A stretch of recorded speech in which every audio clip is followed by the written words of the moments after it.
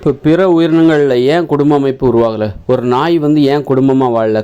அதாவது அப்பா அம்மா குழந்தைகள் அப்படின்னு சொல்லிட்டு நம்ம மனுஷங்க வாழ்கிறாங்கல்ல, அப்பா அம்மா மகள் மகன் பேத்தி தாத்தா பாட்டி அப்படின்னு வாழ்கிறாங்கல்ல, இதுக்கு என்ன காரணம்? ஏன் பிற உயிரினங்கள் ஒரு ஆடு வந்து ஏன் குடும்பமாக வாழவில்லை? அங்கேயும் அப்பா அம்மாங்கிற உறவு இல்லை, அம்மாங்கிற உறவு மட்டும் இருக்குது. அம்மாங்கன்ட்டு உறவு இருக்குது, பெற்றுட்டா அது அவங்க அம்மான்னு நம்ம சொல்கிறோம். ஆனால் நம்ம வந்து பெற்றுட்டு விட்டுறதில்ல. ஒரு ஆடு வந்து குட்டியை ஈண்டு விட்டு கொஞ்ச காலத்துக்கு பால் ஊட்டி வளர்த்து விட்டு அப்புறம் விட்டுருது, தனியாக விட்டுருது. அது மாதிரி அம்மாங்கிறவங்க விட போகிறதில்ல, எப்பவும் ஒன்றா தானே வாழ்கிறோம், குடும்பமாக ஒன்றாக தானே வாழ்கிறோம். அதனால் மனித வாழ்க்கையை குடும்பமாக வாழ்வதற்கு என்ன காரணம்? பிற உயிரினங்கள் அப்படி விட்டுட்டு போயிடுது. பிற உயிரினங்களில் குடும்பம் என்கிற அமைப்பு இல்லை. ஒரு நாய்கிட்டேயோ ஒரு ஆடுகிட்டேயோ மாடுகிட்டேயோ குடும்பம் என்கிற அமைப்பு இல்லை. ஏன், என்ன காரணம் அப்படின்னா உண்மை தான் காரணம், உண்மைத்தன்மை. அதாவது குடும்பம் என்கிற அமைப்பு உருவாக காரணமே இந்த குழந்தை எனக்கு தான் பிறந்தது அப்படிங்கிறத சொல்ல முடியும். ஒரு அப்பா அம்மாங்கிற உறவுக்கு என்ன காரணம்? இந்த குழந்தைக்கு இவர் தான் அப்பா இவர் தான் அம்மான்னு சொல்லிடலாம். ஆனால் இவர் தான் அப்பான்னு சொல்லணுன்னா அதுக்கு என்ன தேவை? நம்பிக்கை தேவை. இவள் எனக்கு உண்மையாக இருக்கிறாள், எனக்கு உண்மையாக இருக்கிறாள், இந்த குழந்தையை அவள் பெற்றிருக்கிறாள், இதற்கு தகப்பன் நான் தான் அப்படின்னு ஒரு ஆண் நம்புகிறான் பாருங்கள். அந்த நம்பிக்கை தான் குடும்பம் என்கிற அமைப்பு உருவாகவே காரணம். அதே பிற ஒரு நாய்கிட்ட பார்த்திங்கன்னா 4 குட்டி போடும். அந்த குட்டி எந்தெந்த நாய்க்கெல்லாம் பிறந்துச்சுன்னு எப்படி சொல்ல முடியும்? ஒரு பெண் நாய் வந்து 4 குட்டி போடுது அப்படின்னா 4 குட்டியை வந்து 4 குட்டி பிறப்பதற்கு எந்தெந்த 4 நாய்கள் தேவைப்பட்டிருக்கும். 4 நாய்கள் அல்லது குறைஞ்சபட்சம் 3 நாய்கள், 2-3 நாய் கூட அந்த நாயோட உடலுறவு வைத்து கொண்டதால் தான் அதற்கு 4 விதமான குட்டிகள் பிறக்கிறது.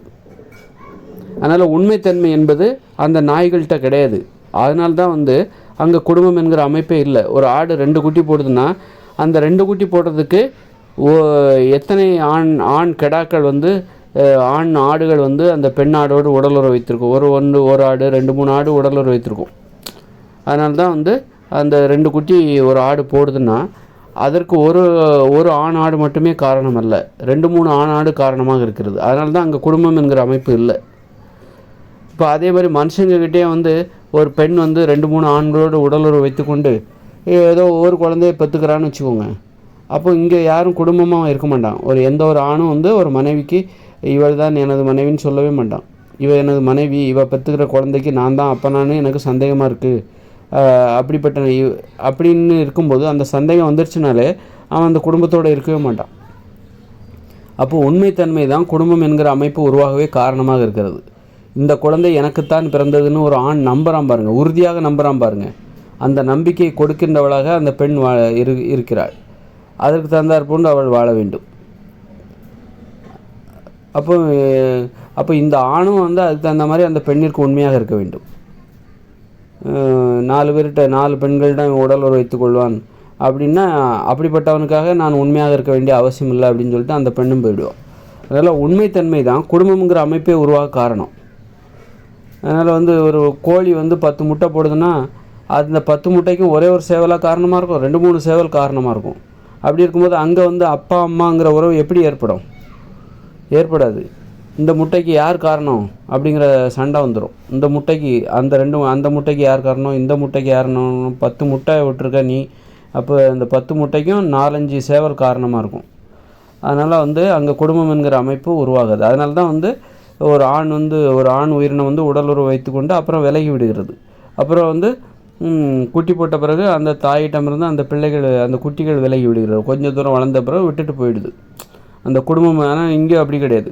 நீ வந்து வளர்ந்தாலும் என் பக்கத்திலே தான் இருக்கணும், என்னுடைய அரவணைப்பில் தான், என்னுடைய கண்காணிப்பில் தான் இருக்க வேண்டும் அப்படிங்கிற மாதிரியான ஒரு குடும்ப அமைப்புங்கிறது எதனால் ஏற்படுகிறது என்றால் இந்த உண்மையாக இருப்பதை அடிப்படையாக கொண்டு தான் ஒரு ஆணிற்கு பெண், ஒரு கணவனுக்கு மனைவி உண்மையாக இருப்பதன் அடிப்படையாக கொண்டு தான் அந்த குடும்பம் என்கிற அமைப்பே உருவாகிறது. உண்மைத்தன்மை இல்லாத பொழுது தான் குடும்பம் என்கிற அமைப்பே சீரழிஞ்சு போச்சு, அழிய தொடங்கி விடுகிறது. அதனால் குடும்பம் என்கிற அமைப்பு உருவாக காரணம் என்னென்னாக்கா உண்மைத்தன்மை தான், உண்மையாக இருப்பது, உண்மையாக நம்பிக்கை தான் காரணம். இவள் எனக்கு உண்மையாக இருக்கிறாள், இவன் எனக்கு உண்மையாக இருக்கிறான் என்கிற அந்த நம்பிக்கை இருக்கிற வரைக்கும் தான் அந்த குடும்பம் என்கிற அமைப்பே இருக்கும். நம்பிக்கை இல்லாமல் போச்சுன்னு வச்சுங்க, அப்போ குடும்பம் என்கிற அமைப்பே இருக்காது. பிற உயிரினங்களிடம் ஏன் குடும்பம் என்கிற அமைப்பு இல்லைன்னா அவைகள் வந்து யாருக்கும் நான் உனக்கு உண்மையாக இருப்பேன் அப்படிங்கிற அந்த நம்பிக்கையை கொடுப்பதில்லை.